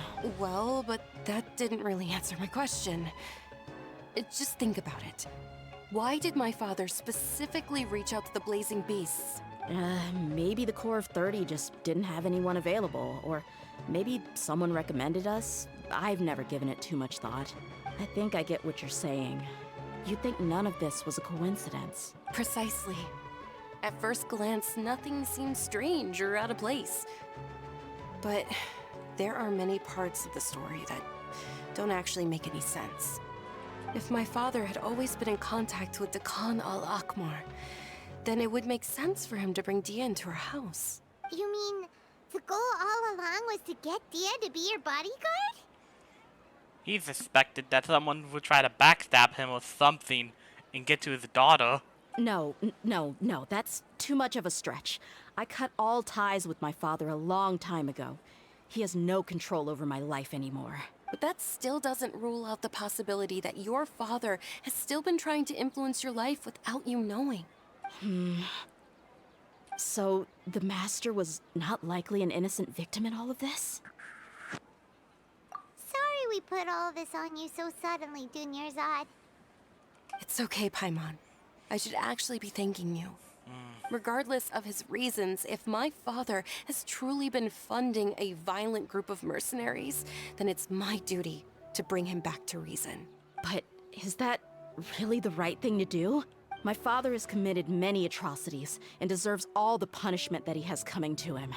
I have zero sympathy for him. You may call me an ungrateful child, but my feelings will remain the same. However, the Homiyani family has treated me with nothing but generosity and kindness. If we decide to investigate this further, we could end up implicating the entire Homayani family. I would be biting the hand that's fed me over all these years. Tia. It's all right, Dia. If anyone were to ask, you could always just say that I'm the one who instructed you to get to the bottom of this. You don't have to do that, my lady. I'm not conflicted because I'm afraid of taking responsibility. Besides, you're the one we should all be worried about right now. Hey, it's still too early to give up hope. What was that thing about friendship again? Oh my god, Paimon. Trust! You said that yourself, Dia. Besides, there's no point on getting all riled up before we've confirmed all the facts.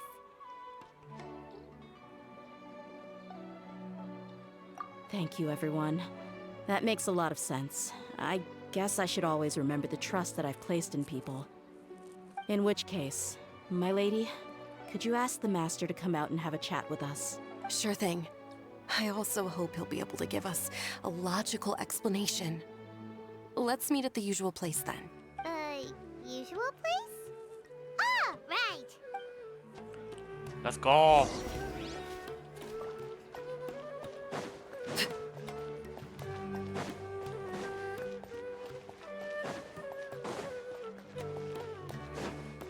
Wait, is it not down here? It is not down here.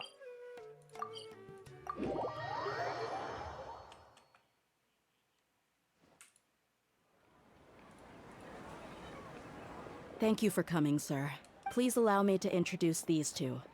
This is the Traveler, and next to him is his travel companion, Paimon. Ah, yes. My daughter has mentioned them from time to time. It's a privilege to finally meet them in person. But we may skip all the pleasantries for now. What is the important matter you wish to discuss with me today? Well, we wanted to bring this transaction record to your attention. There's something on this record that we're all pretty curious about. So, that's what you found? Huh. Seems like I can't keep everything from you much longer. If you wouldn't mind, we'd like an explanation. Well, it's a long and difficult story. And to be perfectly honest, I'm not sure if I'm doing the right thing. What I do know, though, Dia, is that the truth will bring you no solace. If anything, it will likely cause you a great amount of anguish. Wait, me? Yes. I understand perfectly why you came to see me. And I am touched by your collective commitment to do the right thing. But knowledge always comes at a price. And sometimes, as they say, ignorance is bliss. Your father, Kusela, and I both believed that. Of course, you have the right to seek and learn the truth, but I must warn you, the facts of this matter may reduce everything you've built for yourself into sand, blowing in the wind. If you must proceed, then Kusela's heartfelt efforts will also fade into the wind like a fleeting mirage. His heartfelt efforts? I'm sorry, sir, but I'm not sure I follow. I've made it this far in life without a single drop of my father's support. I have my own ideals and ways of looking at the world, as well as people and causes that I've chosen to cherish and fight for. None of these things have anything to do with him. I came here today to support you as the head of the Homayani family. No warning will change my stance on that. I understand. Then let me tell you a little story. Our family once needed to take a trip to the desert when Dunyarzad was just a baby. Along the way, we were attacked by bandits. They had superior numbers and quickly overpowered our bodyguards. When all seemed lost, a group of passerby Eremites lent us their support. Those Eremites were Kusela's brigade, Dekan al-Ahmar. Kusela's men told me that the attackers were Eremite mercenaries, just like themselves. I was shocked. Why would Dekan al-Ahmar go so far to save us and not spare the fellow Eremites? Kusela was grinning and walked over to play with baby Dunyarzad. She was startled by his unfamiliar face and nearly started crying. Really? I never knew. Of course, babies will do that. If they see something they don't understand, they will cry. He said that he had no particular reason to help us. He just took pity on us because he had a daughter about the same age. We started talking about our children, and I sensed that he was a devoted father. To repay his kindness, I hired his brigade to help out at our estate for a time and offered everyone generous remuneration. So, that's what happened. It was many years before I saw him again. I almost didn't recognize him the next time he came knocking on my door. The man I knew to be strong and healthy had been reduced to a shell of himself. He couldn't even walk anymore without his cane. So, what happened to him? He was perfectly fine when I left the brigade. I'm not too sure myself. The only thing that didn't change was his cheery disposition. He said there was absolutely nothing to worry about and that he had gotten into a fight. That was all. He then suddenly asked me if Dunyarzad, now that she had grown, would need a bodyguard of her own. At the time, Dunyarzad was going through a particularly severe bout of her Elazar. There was no need for her to have a bodyguard when she could barely leave the house. But he kept coming back to the topic. Come on, it never hurts to be safe. How do you know a bodyguard won't come in handy one day? I was completely lost at first, until he recommended the Blazing Beasts, and in particular, a mercenary named Dia. So he was the one who recommended Dia to you. Indeed. He didn't say it out loud, but it was clear that he saw Deshret's relics as an evil group who would eventually corrupt every member in their ranks. He was already beyond redemption, but he hoped that he would be able to detach his daughter from the vicious world of mercenary life.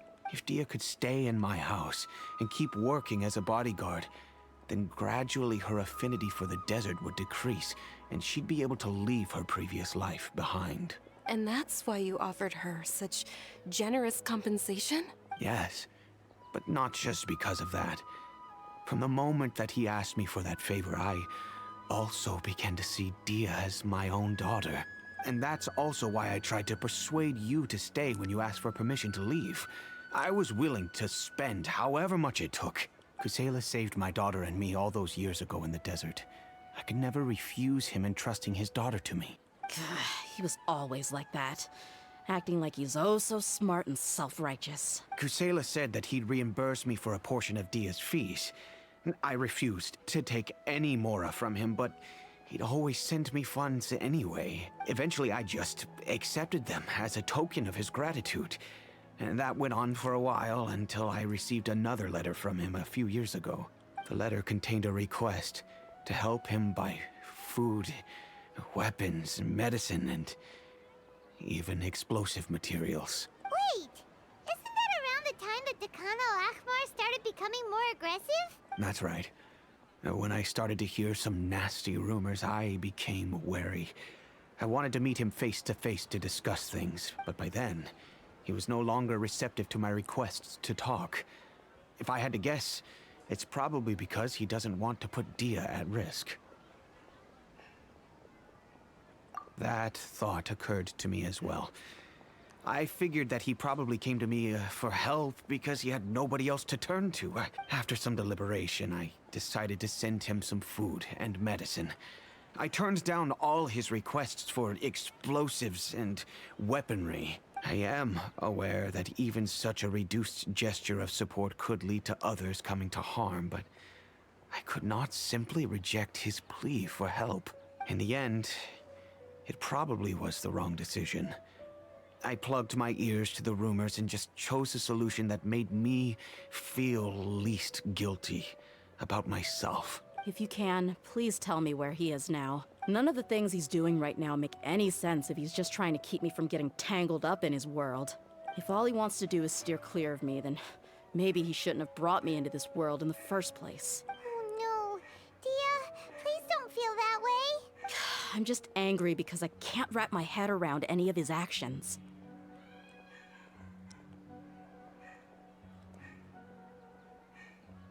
Another way? I don't know. I knew him, and he was nothing more than a childish brute. I can't understand what's going through his head, but I guess you do have a point. We haven't uncovered the whole truth yet. We still need to figure out his exact actions and reasoning for these last few years. Oh, my dogs are going ballistic. Specifically, my I'll sisters. do my best to help. Shh. Of course, anything between the two Shush. of you would need to be Shush, tell us. resolved between you and him alone. I don't know Kusela's exact whereabouts. Outside of supplying his brigade with some goods, I tried my best to avoid getting involved any further with him. However, there's a man on the list named Jawed. He used to be a mercenary in the desert and is now a member of the Corps of 30. He's responsible for supplying weapons and liaising with the Dakan al-Akhmar's merchant caravan. I think he should know Kusela's whereabouts. I've heard that he likes to have a few drinks alone and enjoy the cool wind at night outside the tavern. Maybe you'll be able to find him there. Understood. Thank you, sir. Then I guess this is bye for now, unless... I'll stay and be with my father here. To be honest, I'm still a little dazed and haven't finished processing everything quite yet. My father has indeed done something wrong, but if I think about it, I'm also not sure if there was a right way to handle this problem. I feel like our only course of action is to turn everything we know over to the Corps of 30 and let them render judgment. Yes. I am prepared to accept whatever verdict they choose. It's time to face my mistakes. Alright, so this is just gonna be a straight up thing. Wait, talk to who?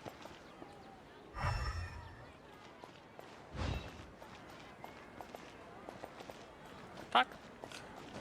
Why say talk to this person if I wasn't supposed to talk to this person? Why?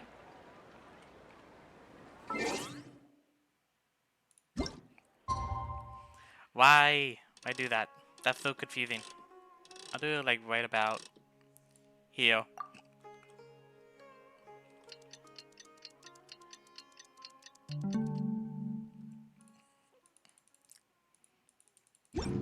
Alright, let's see. There he is. Huh? Who are you guys? I know what you've been up to. Smuggling weapons to violent brigades in the desert while working for the Corps? Pretty bold, if you ask me. Shh. Keep your voice down. How do you know all that? Come with me. We should take this elsewhere. I'll be happy to talk things over once we're somewhere private. Okay, he's more willing. This place should do. Alright, back to my question. How did you all know about me? Don't worry about that for now. You know what kind of punishment you'll face once we report you to the Corps, I assume. Wait, there's no need to jump the gun. Let's talk this out. What are your terms? So what's in it for you anyway, Mora? Well, I was a little tight on money at the time, and Kusela took good care of me in the past.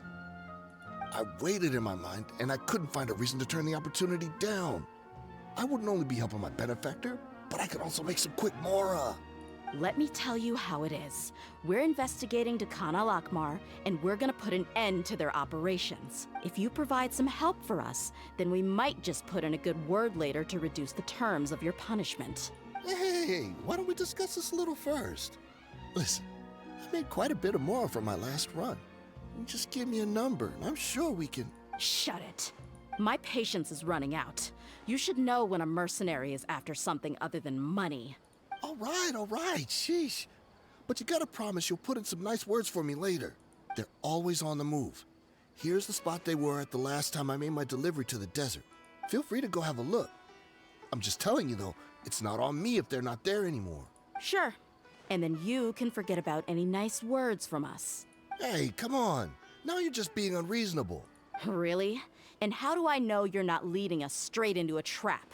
Don't forget, you're the one with no bargaining chips. All right, I get it. Why don't you go take a look, and if they're not there anymore, I'll try to figure out something else for y'all. Now that's more like it. Let's move. Alright. And as for you, try to stick around the city until we get back. You don't want us to call the folks from the Corps and have them drag you back to the city. Get wrecked.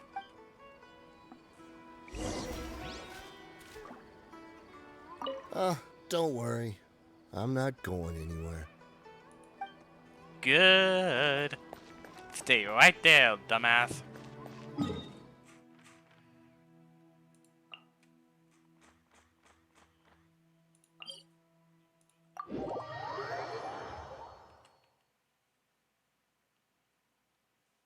Let's go. I think. Oh, it's time to end the stream. I'm sad. Oh well. It has been 2 hours. I don't want to keep annoying my family. If I can help it.